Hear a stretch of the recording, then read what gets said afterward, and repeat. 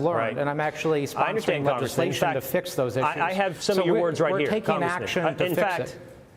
Congressman, in fact, I do have some of your words right here. So this is what you told CPR News, which is a Colorado news agency. Back in 2023, you said, I do think the withdrawal from Afghanistan was messy. It was chaotic. There were a lot of mistakes that were made, and I haven't pulled punches on that. And then you go on to say in that same interview, but there are lessons learned, and I take a holistic look and not look at it through a small frame. So you admit that it was a mistake. You know that it was connected. I agree, by the way, it is apples and oranges, because in this situation, 13 Marines actually died. So I agree, they're not apples to apples comparisons. But on this particular mistake, you didn't demand anyone's resignation. And so I don't find it principled that now you do when nothing happened other than a successful military operation was executed. It seems to me, Congressman, that what you're doing is playing politics, not principles. Operation. Absolutely not. Absolutely. The struggle has been real at the Fox, propaganda outlet to defend the entirety of Donald Trump's disaster presidency, but especially over the last couple of days when we see not just a dangerous, but a dumb scandal break out of this administration. Of course, I am referring to a compromised Signal group chat in which Pete Heth, even though he's trying to deny it, was sharing war plans. And so Foxes, like I said, struggled to defend that. But what's even been worse for them is that they're bringing Democrats on who are absolutely shredding them when they try to. And we saw that with Congressman Jason Crow, who went on Fox and shut down Will Cain, the same guy who said that he was proud of the messages he saw in the group chat because he's a propagandist and a Trump stooge, and Jason Crow ripped into shreds. We're going to get into all that, but before we do, if I could quickly ask you to leave a like on this video, and if you haven't already, and you enjoy our channel, to hit that subscribe button. It goes a long way, and it really does mean a lot to me. Now, let's check out Jason Crow, and then stick around after CU. We're going to hear from Tim Miller. Well, what's inappropriate and reprehensible is just the fact that nobody's taking any responsibility for what was an unacceptable use of an unclassified, unsecure system, right? So, what is responsibility? Because I've heard the NSA.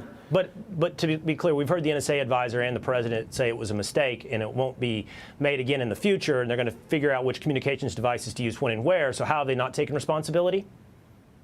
Well, nobody's told us what's going to change and who will be held personally accountable. You know, when I was an Army Ranger, I served 3 combat tours in Iraq and Afghanistan, which you know.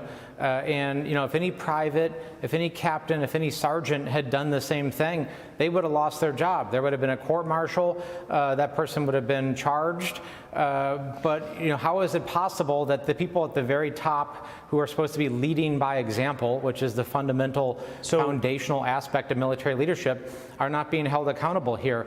It's just not okay, and it sends a really bad message. The accountability that you require, and I think you asked for today, right, is that you think Secretary Hegseth should resign or be fired? Yeah, that is what I called for. It would be better if he resigned, because that would be an acknowledgement by him that, hey, he made a mistake, right? People make mistakes, but you have to own that.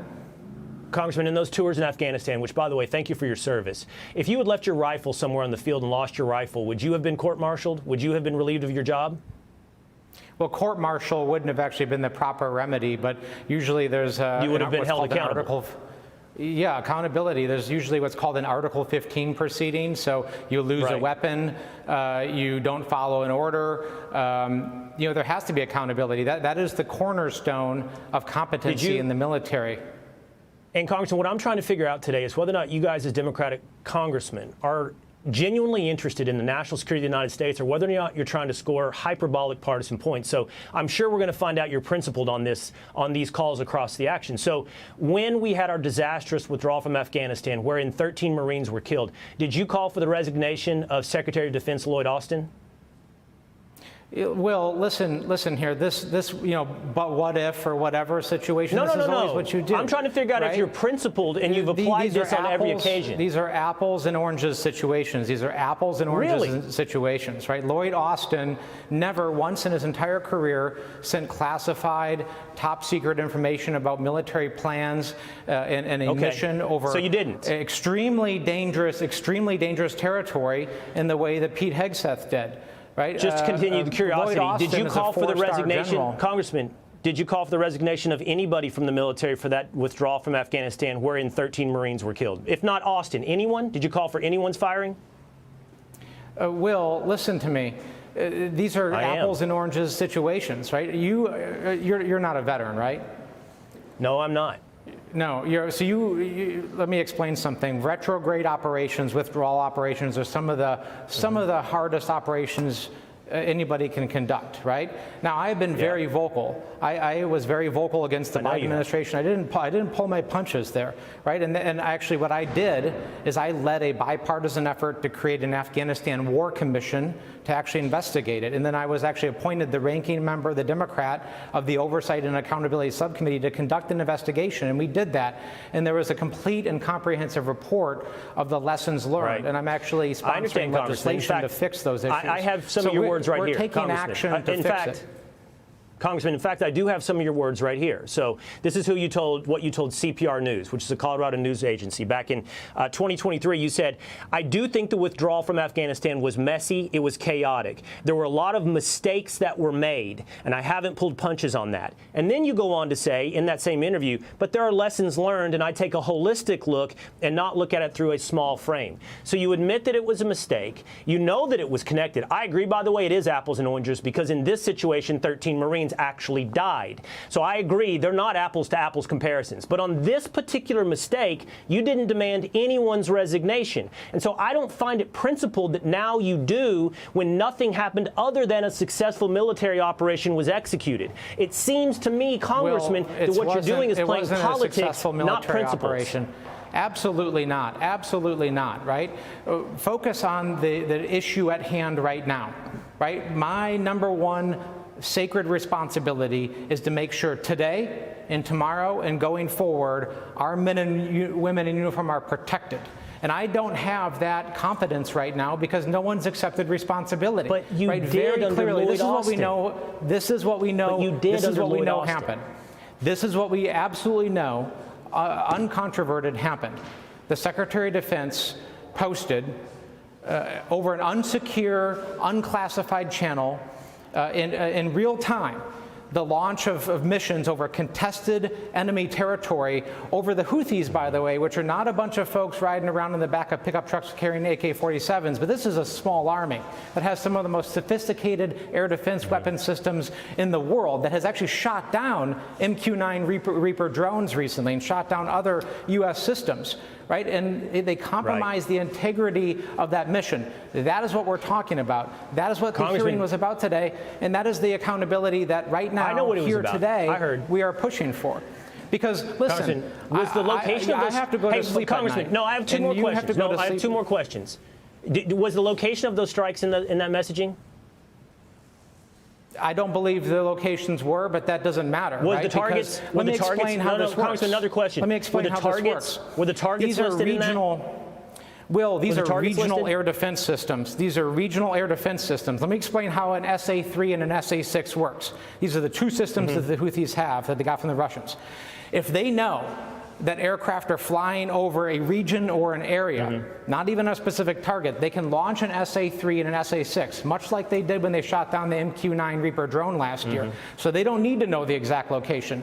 So here you have people on this signal text chain, one of whom, by the way, was sitting in Moscow when this happened. It was sitting in Moscow, the most dangerous environment in the world for a cell phone. Right. And they were saying, Congressman, that we are launching I know the strikes. details. So if the Houthis knew about that, they could have shot him down. Congressman, I and everybody watching know the details. The difference between your position and mine is that nobody on my side of the aisle is pretending protection. I'm not. I'm certainly not. Pretending perfection. No, the administration difference, hold on. The difference is the administration has admitted a mistake. You are demanding the type of accountability in resignations that you never did when, yes, and apples and oranges things happen that result in the death of 13 Marines. And I have to tell you, that reveals to me you don't have real national security concerns. You see this as a partisan political opportunity. That's what that lack of consistency says to me. Will, I have spent my life in service to this country. I have taken the oath of office, which you have never taken, by the way, to put my life on the line to defend this country. And I went to a war in Iraq. I went to a war in Afghanistan twice. I have stood up time and time again to defend this nation. And I've seen my friends give their lives for this country. So do not tell me that I don't have real national security concerns, and I will not, every single night before I go to bed, every night, ask myself one simple question. Am I keeping faith with the men and women who I have a solemn obligation to keep faith, our sons, our daughters, our brothers, our sisters, that we're asking right now, where we're sitting here in the comfort of our offices and under the Capitol Dome, to go and fight for us? Are we keeping faith for them? Congressman, that is the simple question all of us must ask. Just absolutely nonsensical, the points that the Fox propaganda outlet is trying to deliver to defend Pete Hegseth, and it's the reason why previously I made a video talking about the many Fox hosts who were just blatantly saying it. Yeah, this was wrong. This was a massive screw-up.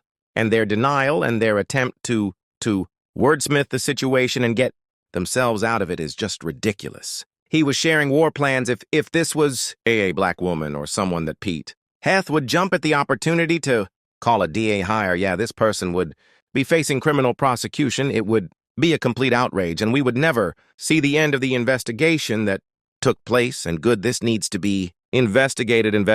We need prosecution. We need accountability of Pete Hegseth, of Tulsi Gabbard, of Mike Waltz, of J.D. Vance, of course, of Donald Trump, who apparently knows nothing of the sort.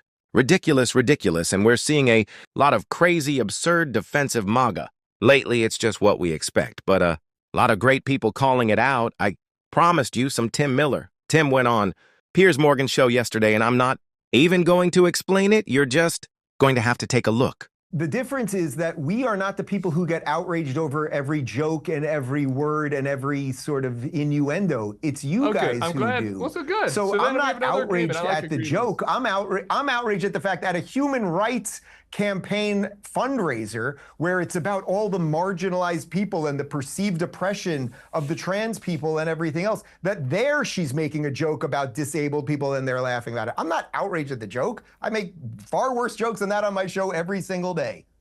I mean, let me bring in. So we're slicing it kind of thin there. So we're going to pretend to be outraged about her joke when the president of the United States core brand is making these sort of jokes. So I wouldn't, if I was her, I wouldn't have put out the statement afterwards.